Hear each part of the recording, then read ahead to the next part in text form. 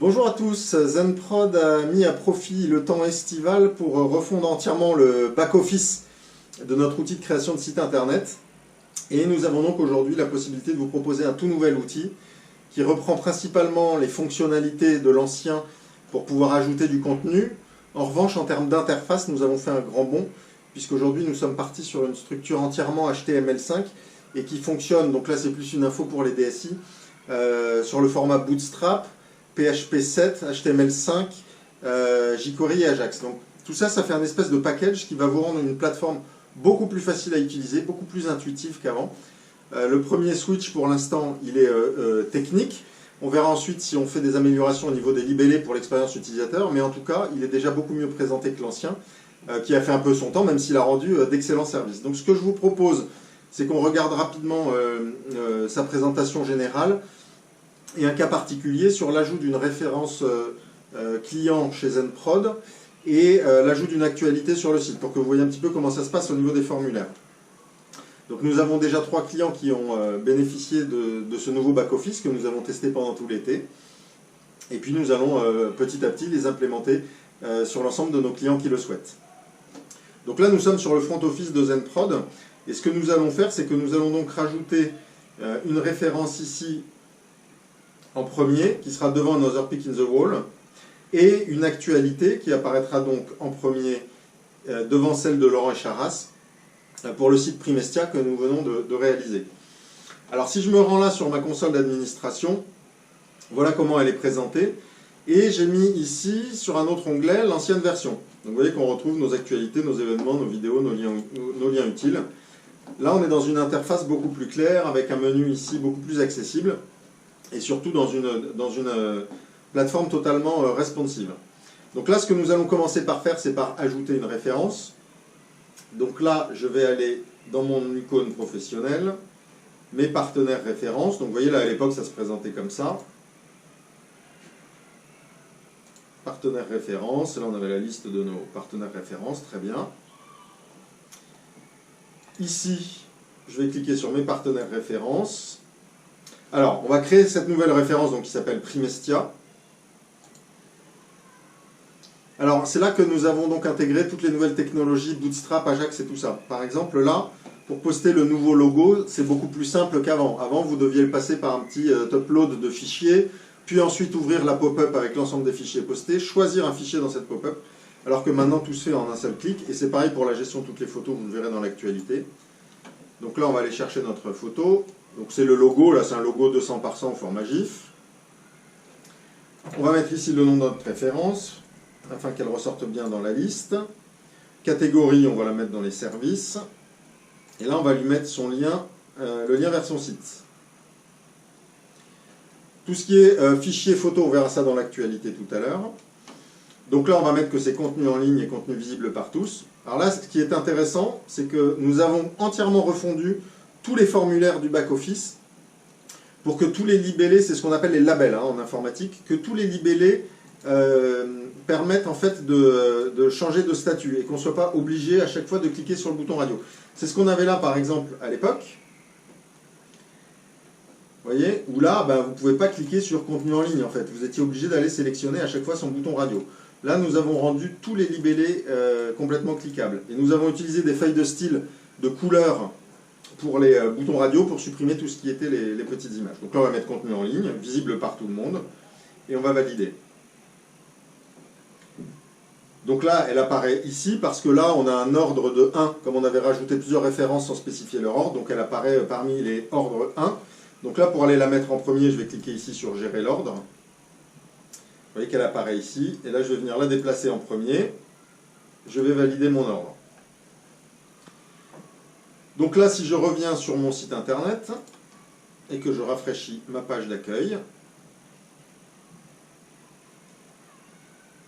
alors je dois avoir mon cache, fonction administrateur, super cache, vider le répertoire cache.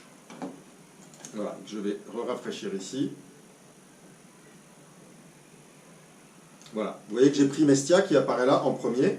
Donc il y a son petit logo, l'ordre, vous voyez, ça m'a pris vraiment quelques secondes de rajouter une référence. Et si je vais cliquer dessus, puisque j'ai renseigné le site de Primestia, je vais aller dessus dans un nouvel onglet. Et là, on va afficher le site de Primestia, qui là est en petite taille. Voilà. Donc ça, c'est pour l'ajout de la référence. Donc vous voyez, le formulaire est très simple.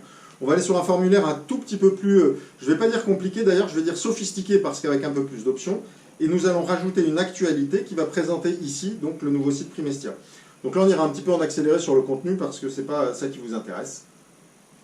Alors, je reviens ici sur ma console d'administration. Donc là, je peux revenir sur l'accueil de mon back-office. Par défaut, il va prendre l'onglet contenu média. Donc si j'étais dans un autre onglet, là, je reviens sur contenu média pour avoir mes actualités. Je vais cliquer ici. Donc là, comme vous pouvez le voir, comme avant, en fait, si je reviens ici sur accueil de la console actualité, pareil, là, on fonctionnait tout le temps en petites images pour tous les contenus, partout là.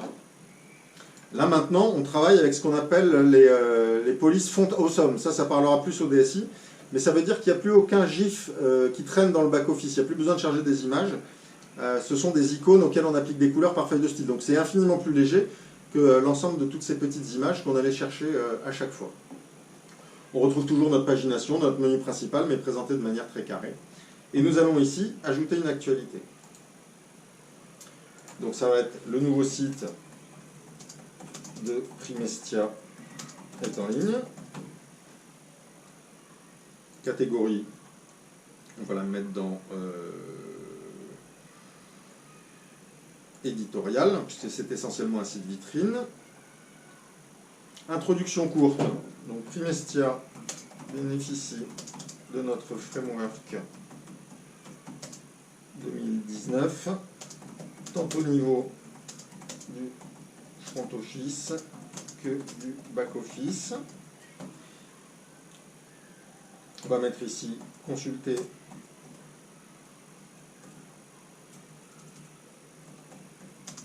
sans plus attendre la nouvelle version de ce site.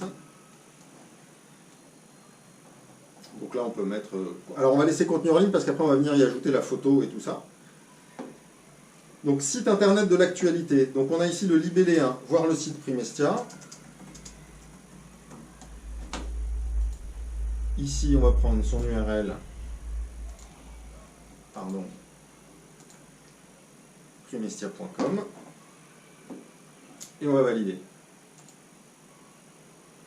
Donc notre actualité apparaît ici dans les contenus à modérer. On va aller l'éditer. On va aller lui rajouter une photo. Alors là c'est pareil, la gestion des photos est très très simplifiée. Regardez, on va prendre ici, on va la diminuer un petit peu pour pouvoir après la recadrer. On va prendre ici une capture d'écran de cette page. Voilà, cadré comme ça à peu près. On valide. Et puis ici, on va donc aller chercher cette photo. Donc elle est dans les screenshots. On envoie la photo. Et vous voyez que la photo apparaît directement ici dans son onglet, dans son onglet prévu. Alors, ce qui est intéressant, c'est que là, la présentation est beaucoup plus ergonomique que dans l'ancienne version, bien évidemment. Là, on a ajouté nos photos, on avait ici l'ensemble des photos et en dessous la gestion de l'ordre. Donc là, on a recadré un peu l'écran pour qu'il soit plus propre. Donc là, on va mettre le nouveau site de Primestia est en ligne en title de la photo. Ici, on va mettre site Primestia dans le nom de la JPEG. Donc ça, c'est hyper important pour pouvoir bien référencer les Google Images. Donc on va l'enregistrer ici. Donc vous voyez que là, on a une validation Ajax, donc il n'y a pas besoin de recharger à chaque fois. Là, je le fais exprès pour la démo. Et on va aller ici, créer la vignette. Donc là, c'est un outil qui est complètement nouveau. En fait, vous voyez, on avait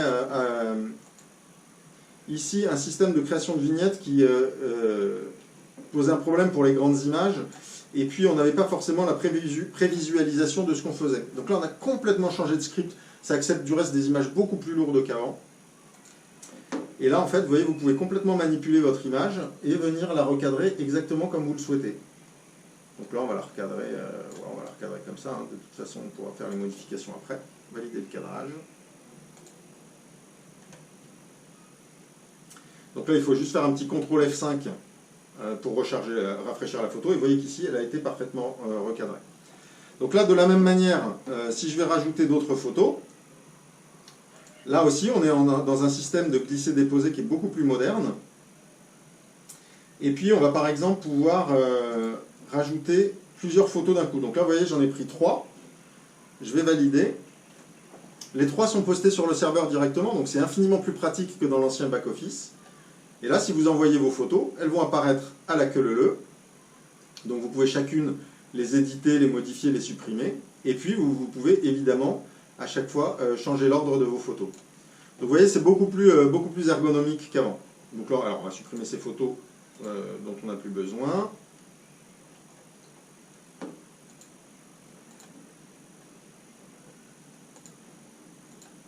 Alors là, vous avez vu, toutes les suppressions aussi ont été normalisées sur notre back-office. Avant, on avait des petits liens de confirmation de suppression, des pop-up. On avait une page spécifique avec un gros bouton rouge oui, un gros bouton rouge non, gros bouton vert non. Là, on a tout homogénéisé. Donc, toutes les suppressions se font par une petite pop-up qui demande une confirmation. Donc, il n'y a aucun élément que vous pouvez supprimer du back-office directement sans que vous ayez confirmé cette suppression. Donc là, on va revenir à l'actualité. On va la mettre en ligne.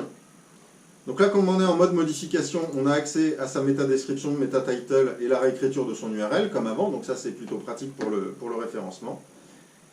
Donc là, j'ai vérifié, elle va bien être en ligne. Et je vais valider. Vous voyez que maintenant, elle est passée dans le contenu en ligne. Je vais aller ici, gérer l'ordre. Puisqu'elle s'est mise en ordre 1, mais je veux qu'elle soit vraiment en ordre 1 au-dessus de tout. Donc là, j'ai juste à valider le nouvel ordre. Comme ça, elle apparaît en 1 et Laurent Charras en 2. Alors, ce qu'on va juste faire ici, c'est revider notre cache, parce qu'on a un système de cache qui permet d'accélérer évidemment le chargement du site. Donc, on va vider le répertoire. Et du coup, sur notre page d'accueil, où notre première actualité, c'était Laurent Charras, confesseur à fond à Zenprod, si j'actualise ici, j'ai maintenant mon actualité Primestia. Le nouveau site de Primestia est en ligne. Et quand je vais aller cliquer donc, sur le détail de l'actualité, donc j'ai ici sa photo qui est évidemment zoomable sur la grande version, et on peut gérer bien sûr tout un diaporama comme avant. Ici le titre, ici l'intro, ici le contenu complet, le petit lien que j'avais indiqué ici, voir le site de Primestia. Et là, on va aller directement sur le site de Primestia. Alors, d'un point de vue ergonomie, que je vous montre un petit peu dans les écrans principaux que vous aurez à utiliser. Vous voyez, si par exemple je vais ici sur mes fonctions membres, alors on va se remettre en taille normale, fonction membres, édition des membres. Donc pour tous mes clients qui ont des parties extranet, e-commerce avec des comptes clients, intranet, là on avait un système de formulaire qui a très très bien marché toutes ces années, c'est vraiment pas le problème. Par contre là on a entièrement refondu l'ergonomie et on a un espace membre qui est beaucoup plus ergonomique. Vous voyez, tout le back-office est fait exactement sur ce système-là. De formulaire dit Bootstrap, donc c'est une technologie de feuille de style qui permet de s'adapter à tous les écrans et de présenter les choses de cette manière. Voilà, donc écoutez, si aujourd'hui vous développez un site internet avec nous, vous avez à peu près d'un point de vue éditorial, vous avez en gros les fonctionnalités de WordPress, mais beaucoup plus intégrées, on va dire, qu'un CMS du marché. Et c'est pas du tout un outil à comparer avec un Wix ou quelque chose comme ça. Si vous avez besoin de très peu de fonctionnalités, vous pouvez tout à fait utiliser les outils qui fonctionnent par abonnement sur Internet et qui ont des interfaces très très simples à utiliser. Là, vous pouvez faire avec ça du site marchand, du site intranet, extranet, de la vitrine, du catalogue B2B, avec ou sans système de paiement. Bref, tous les sites que Zenprod est capable de réaliser. Voilà, bah écoutez, si vous voulez une démonstration un petit peu plus poussée de ce back-office, je serais ravi de vous le faire en partage d'écran par Skype, par exemple. Donc n'hésitez surtout pas à me contacter. Et puis nous organiserons ce partage d'écran dès que possible. Merci de m'avoir écouté, et puis à très bientôt.